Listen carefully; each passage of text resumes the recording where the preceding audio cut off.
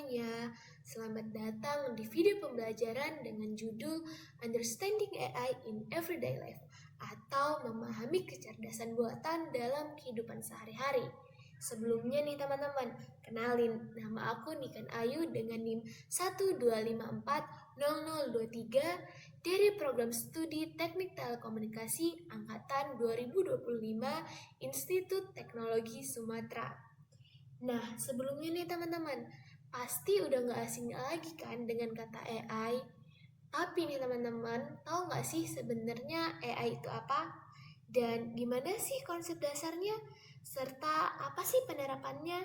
Dan apa aja sih etika dan tips menggunakan AI? Nah, pada video kali ini kita akan membahas itu semua teman-teman. Nah, kita lanjut ke topik pembahasan.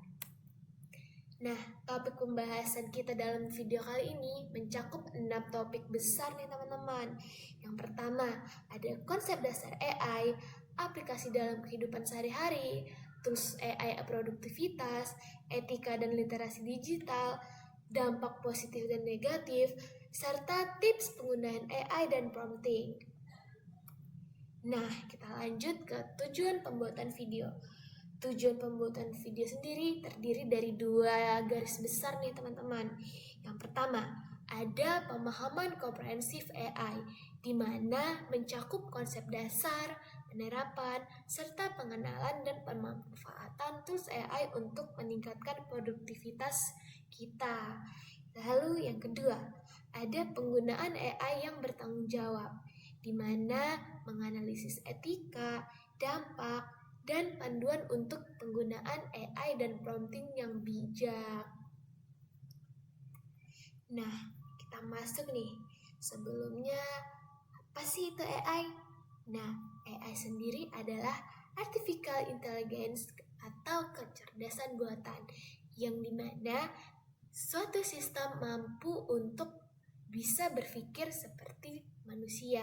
Sistem ini juga belajar dari data, membuat keputusan, dan bahkan meningkatkan kemampuan dirinya sendiri seiring berjalannya waktu.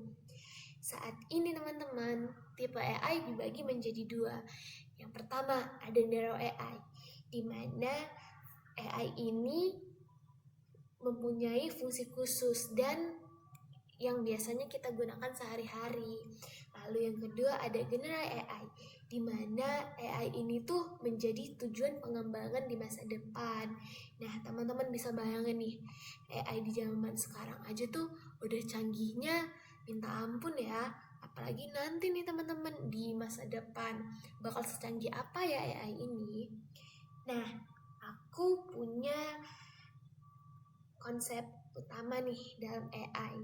Konsep utama AI sendiri nih, secara sederhananya teman-teman, AI itu memiliki suatu mesin yang mampu menjalankan tugas dan mengambil keputusan layaknya seperti kita manusia, seperti mengenali pola, memahami bahasa, serta memecahkan suatu masalah. Nah, dalam garis besar juga teman-teman, jika sesuatu itu belajar, memprediksi, atau melakukan otomatisasi, maka kemungkinan besar teknologi itu sendiri didukung oleh AI. Kita lanjut ke hubungan AI, ML, dan DL. Hubungan ketiga ini ialah untuk AI sendiri. AI sendiri adalah konsep utama untuk membuat mesin meniru kecerdasan manusia dalam melakukan tugas dan mengambil keputusan. Dan yang kedua ada ML atau Machine Learning. Ini adalah cabang AI yang berfokus pada pengembangan algoritma. Lalu yang ketiga ada Deep Learning atau DL, di mana ini adalah sub bidang dari ML yang lebih kompleks. Dia menggunakan jaringan saraf atau jaringan tiruan yang biasa kita sebut neural networks, di mana jaringan ini tuh dapat memproses data yang lebih kompleks teman-teman. Jadi hubungan antara AI, ML, dan DL ini sangat berkaitan besar nih teman-teman. Nah, kita masuk ke topik pembahasan yang kedua, aplikasi AI dalam kehidupan sehari-hari. Nah, sekarang Kita tuh di kehidupan teman-teman pasti selalu menggunakan AI, di mana AI sendiri juga tidak hanya digunakan di laboratorium atau perusahaan teknologi besar, tetapi juga sudah hadir nih untuk membantu aktivitas kita setiap harinya, seringkali tanpa kita sadari. Sistem yang pertama, ada sistem rekomendasi. Sistem rekomendasi adalah salah satu penerapan AI yang paling sering kita temui. Contohnya nih teman-teman, di YouTube, Netflix, Spotify, Instagram, dan e-commerce seperti Shopee dan Tokopedia. Di sistem rekomendasi sendiri, AI akan menganalisis riwayat tontonan atau pencarian kita, serta perilaku kita terhadap penggunaan aplikasi, dan juga ada preferensi dan kebiasaan. Nah, dari data itu, AI bisa memprediksi konten atau produk yang kemungkinan besar kita sukain teman-teman. Semakin sering kita gunain, sistem ini tuh akan semakin akurat karena terus belajar dari data yang kita berikan. Contohnya nih, kayak kita dengerin musik di Spotify. Nah, kita tuh seringkali mendengarkan musik dari Afgan. Nah, sedangkan musik Afgan ini adalah pop song galau. Nah, jadi bakal direkomendasiin sendiri nih sama Spotify untuk kita tuh mendengarkan lagu-lagu contohnya dari Virgon, Raisa yang galau-galau gitu teman-teman. Lalu yang kedua, ada pengenalan wajah dan sidik jari. Nah, AI ini digunakan juga misalnya untuk membuka smartphone, absensi digital, dan juga sistem keamanan. Teknologi ini sendiri bekerja dengan cara menganalisis pola dan sidik jari kita nih teman-teman. Lalu mencocokkannya dengan data yang sudah tersimpan dan juga memberikan akses jika tidak cocok. Penerapan AI ini sendiri di pengenalan dan sidik jari itu dapat meningkatkan keamanan dan juga kecepatan verifikasi. Tetapi juga dia dapat untuk menuntut perlindungan data pribadi yang kuat. Lalu yang ketiga, ada navigasi dan peta digital. Contohnya itu seperti Google Maps yang kita gunakan sehari-hari teman-teman. Nah, dalam Google Maps sendiri, AI itu membantu kita untuk navigasi, di mana AI menganalisis data lalu lintas, riwayat kemacetan secara real time. Polanya juga mengikuti per pola pengguna. Nah, hasilnya AI dapat merekomendasikan rute tercepat, memprediksi waktu, dan juga memberikan peringatan jika terjadi kecelakaan atau kemacetan. Lalu yang keempat, ada fitur penerjemah bahasa. AI juga digunakan dalam penerjemah bahasa seperti Google Translate. Dengan bantuan ML dan DL, AI dapat menerjemahkan teks secara instan teman-teman. AI juga dapat menerjemahkan suatu suara secara real time dan juga menyesuaikan konteks kalimat yang ingin ditranslate. Nah, hal ini tuh sangat membantu kita dalam komunikasi lintas bahasa, terutama dalam pendidikan. Contohnya nih, kayak kita nyari jurnal, tetapi jurnal itu dalam bahasa Inggris teman-teman. Nah, AI itu bisa membantu kita untuk menerjemahkan secara instan tanpa perlu kita satu persatu menerjemahkannya di Google Translate. Itu juga membuat kita menjadi lebih mudah nih teman-teman. Contohnya yang terakhir ada transkripsi suara ke teks atau fitur speech to text. Nah, AI ini tuh menerapkan contoh voice note take ke teks. Yang kedua, subtitle otomatis di YouTube. Dan yang ketiga, ada asisten virtual seperti Google Assistant. Nah, AI sendiri di transkripsi suara ke teks itu mengenali pola suara, intonasi, dan juga kata-kata untuk mengubah suara menjadi teks yang bisa dibaca dan disimpan. Contohnya nih teman-teman, kita mau mencari sesuatu di Google, tapi kita malas ngetiknya nih teman-teman. Kita bisa menggunakan pola suara yang nantinya oleh AI akan diubah menjadi teks. Nah, kita masuk nih teman-teman ke topik pembahasan yang ketiga, yaitu tools AI produktivitas. Nah, yang dimana ini tuh dapat dibagi menjadi beberapa. Contohnya yang pertama ada AI generative text, di mana Contohnya tuh ada ChatGPT, Gemini, Perplexity, dan juga Claude, yang dimana AI ini dapat membantu kita untuk menulis dan meringkas serta menjawab pertanyaan. Lalu yang kedua, ada AI generatif visual atau gambar. Nah, contohnya sendiri ada Dreamy AI, Invideo AI, dan Gemini AI. Nah, AI ini tuh mampu menghasilkan gambar dan video dari teks. Kita lanjut ke topik selanjutnya teman-teman, ada etika dan literasi digital. Nah, ada beberapa hal penting yang perlu diperhatikan nih teman-teman. Antara lain yang pertama ada transparansi, di mana kita dalam menggunakan AI itu harus secara transparan dan tidak boleh ditutup-tutupin nih teman-teman. Yang kedua ada integrasi dan akuntabilitas. Yang ketiga ada privasi dan keamanan. Lalu yang terakhir ada hak cipta dan plagiarisme. Dapat disimpulkan nih teman-teman, AI itu adalah alat bantu, bukan pengganti tanggung jawab manusia. Nah, slide berikutnya. Pertama, memahami cara kerja dasar AI dan membedakan kemampuan AI yang realistis dari klaim berlebihan. Lalu yang kedua, selalu mengevaluasi informasi dari AI secara kritis, mempertanyakan sumber, dan mengidentifikasi potensi kesalahan atau bias. Lalu yang ketiga, memiliki kemampuan untuk berkolaborasi dan berkomunikasi secara efektif dengan AI dalam berbagai situasi untuk memecahkan masalah. Lalu yang keempat, terus mengikuti perkembangan terbaru dalam teknologi AI dan implikasinya terhadap masyarakat dan kehidupan sehari-hari. Dapat disimpulkan nih teman-teman, kita tuh perlu untuk memahami cara kerja dasar AI dan kita juga tuh bisa mampu membedakan informasi yang realistis dengan klaim berlebihan. Selain itu, kita juga penting untuk selalu mengevaluasi hasil dari AI secara kritis, serta mengenali potensi bias dan mampu berkolaborasi secara efektif dengan AI dalam menyelesaikan masalah. Nah, kita masuk nih teman-teman ke dampak yang terjadi selama menggunakan aplikasi AI. Nah, dampaknya sendiri itu terbagi menjadi dua nih teman-teman.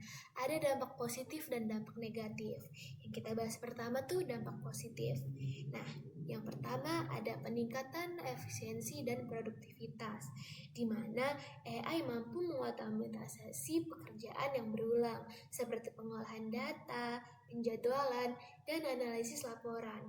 Hal ini bisa membuat pekerjaan kita menjadi lebih cepat, lebih efisien, serta menghemat waktu dan biaya, sehingga manusia bisa fokus pada tugas yang lebih strategis dan kreatif. Lalu yang kedua, ada pengambilan keputusan yang lebih baik, di mana AI mampu menganalisis data dalam jumlah besar dengan cepat dan akurat. Contohnya nih, menganalisis keuangan, menganalisis prediksi cuaca, dan mendiagnosis awal di bidang kesehatan.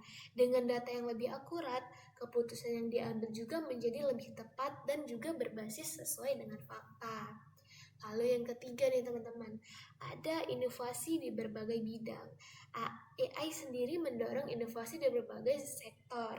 Contohnya nih, di bidang pendidikan, kesehatan, transportasi, dan telekomunikasi, serta industri. AI membuka peluang baru yang sebelumnya sulit atau bahkan tidak mungkin dilakukan. Lalu yang terakhir, mengurangi human error.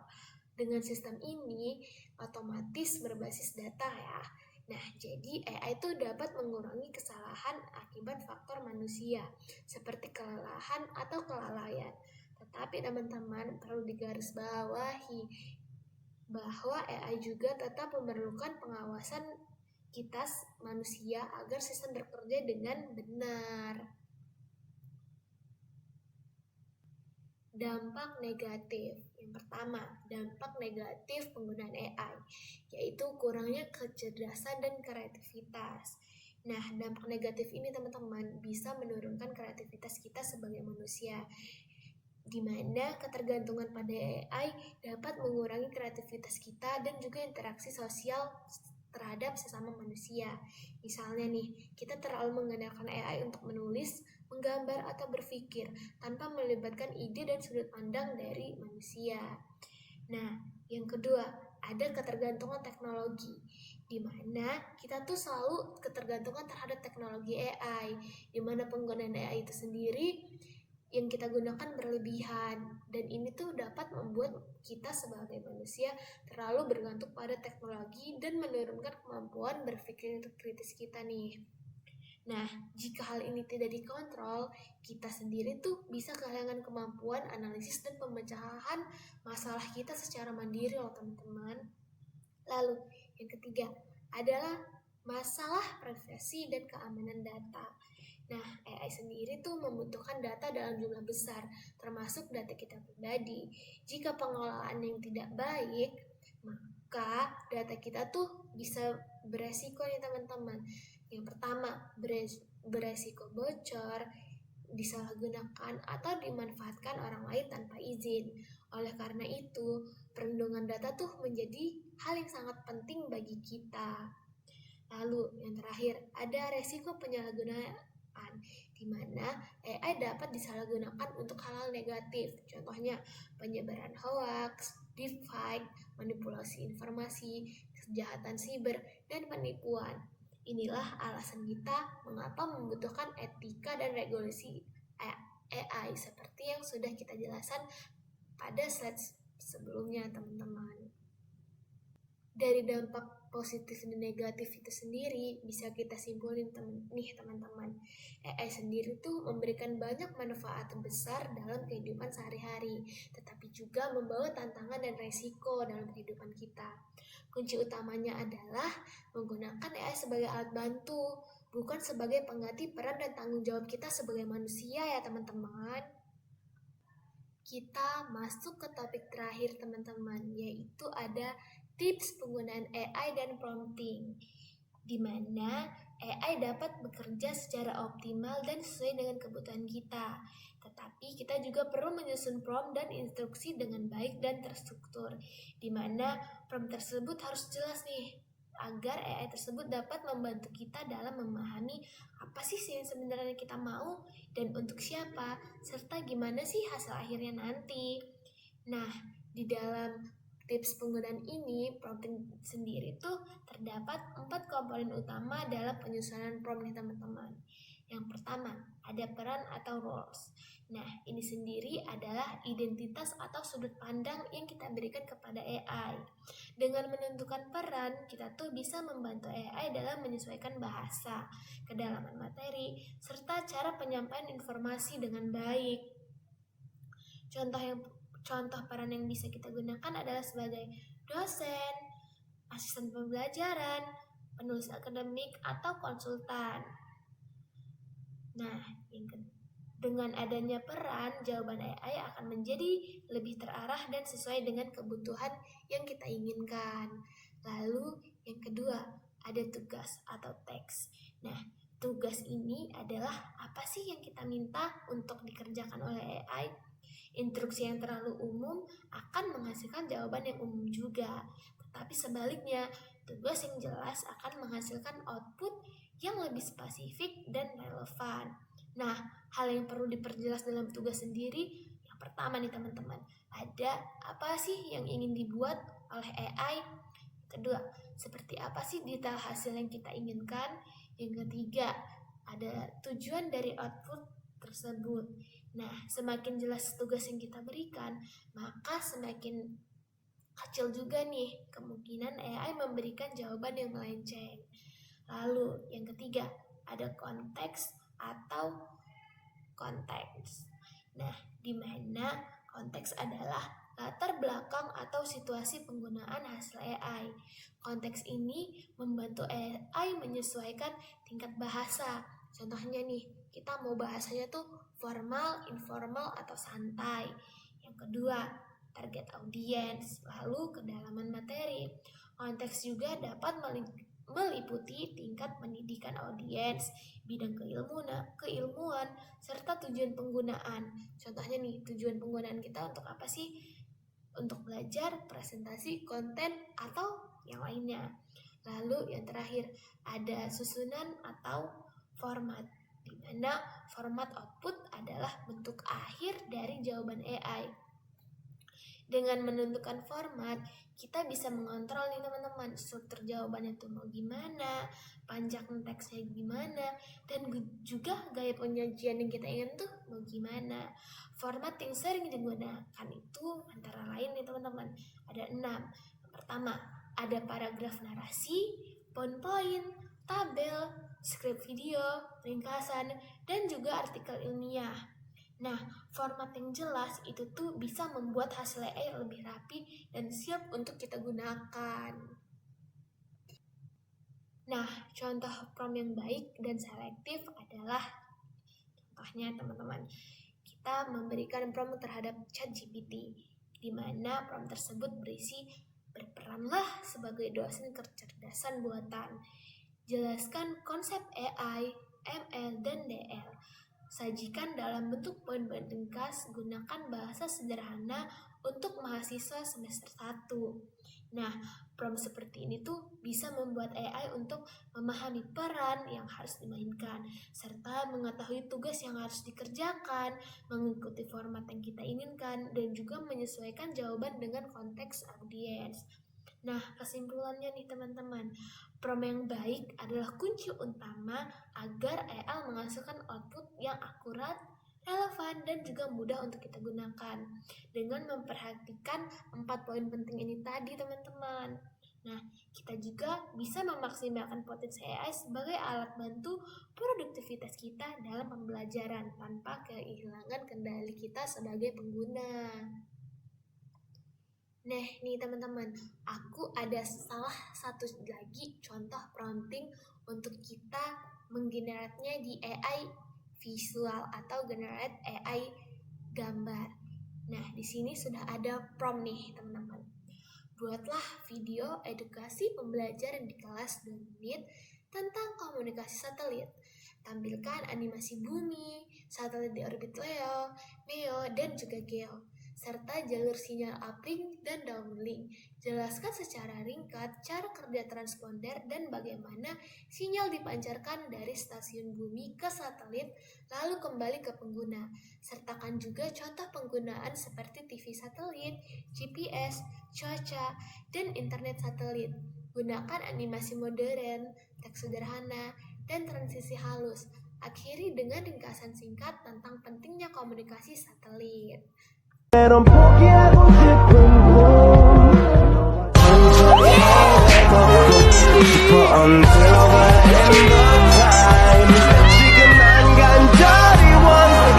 Untuk membuat video AI di website teman-teman. Nah, jadi website yang kita pakai itu ada InVideo AI teman-teman. Sebelumnya kita akan mengcopy prompting ini teman-teman. Nah, selesai di copy, kita langsung aja nyari ke website nih teman-teman. Kita ketik website InVideo AI. Lalu akan keluar seperti ini nih teman-teman. Kita pencet aja nih websitenya teman-teman. Nah, lalu kita akan masuk ke halaman websitenya sendiri teman-teman. Lalu kita akan masuk ke login teman-teman untuk kita bisa membuat video. Kita tunggu sebentar ya teman-teman.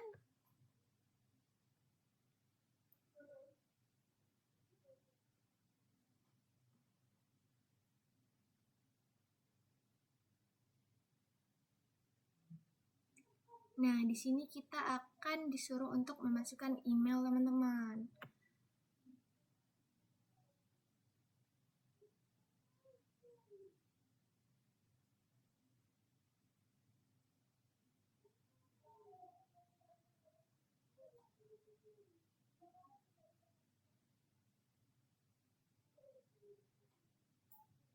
Sebentar ya teman-teman jaringannya. Nah, kita tuh akan disuruh untuk memasukkan prompting kita nih teman-teman. Lalu kita tempel aja nih teman-teman prompting yang sudah kita buat tadi.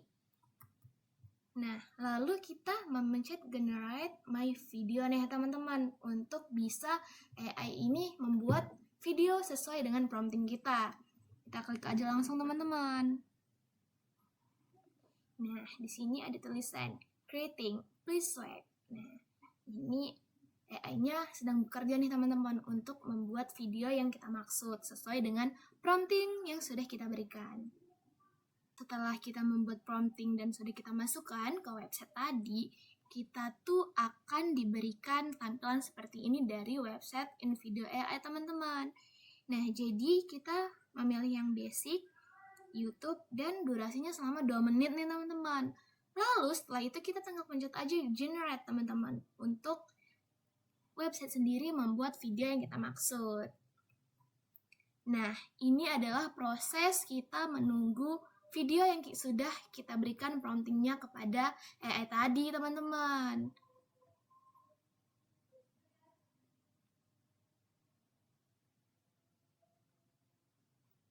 Waktunya memang cukup lama, teman-teman, karena faktor sinyal dan juga pembuatan video, teman-teman, yang berdurasi selama 2 menit.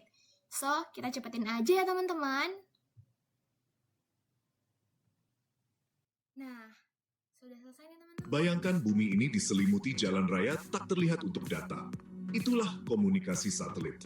Mengirim sinyal keluar angkasa, lalu kembali lagi. Nonton TV pakai navigasi, tahu perkiraan cuaca internetan hampir di mana saja. Begini gambaran besarnya. Stasiun di bumi mengirim sinyal naik, namanya uplink, gelombang radio ke satelit. Di dalam satelit ada transponder mendengarkan dan memperkuat sinyal mengubah frekuensi untuk downlink memancarkannya kembali ke bumi. Idenya sederhana, tapi jangkauannya luar biasa. Orbit itu penting banget loh. LEO. Orbit bumi rendah 500 to 2000 km di atas. Mengelilingi bumi tiap 90 menit. Dekat, wah, jeda waktu pendek bagus untuk internet satelit dan memotret bumi. Tapi kamu butuh banyak satelit berkoordinasi. MEO. Orbit menengah 10.000-20.000 km. Pikirkan, GPS Galileo, sistem navigasi lainnya. Lebih sedikit satelit dari LEO jangkauan bagus dan sinyal waktu sangat akurat sampai bisa memandu pesawat, kapal, dan ponselmu. GEO, geostasioner 35,786 km di atas. Tampak diam relatif ke bumi. Ideal untuk TV satelit memantau cuaca internet jangkauan luas. Ada jeda waktu lebih lama, tapi jangkau area sangat luas dengan sedikit satelit. Sekarang, bagaimana alurnya? Sebuah stasiun TV kirim uplink ke GEO. Transponder bersihkan dan perkuat ubah frekuensi kirim downlink ke jutaan parabola. GEO amati awan 24/7. LEO ambil gambar detail. MEO untuk GPS, satelit siarkan waktu tepat ponsel, hitung perbedaan untuk lokasi. LEO Internet, ribuan satelit oper data saat kamu bergerak, menjaga jeda waktu tetap rendah. Penting untuk konektivitas navigasi, keamanan ilmu pengetahuan dalam skala global. Dari penanganan bencana sampai streaming saat perjalanan jauh, satelit diam-diam menjaga dunia tetap terhubung. 3 orbit, 1 planet saling terhubung. Itulah sinyal di balik kehidupanmu sehari-hari.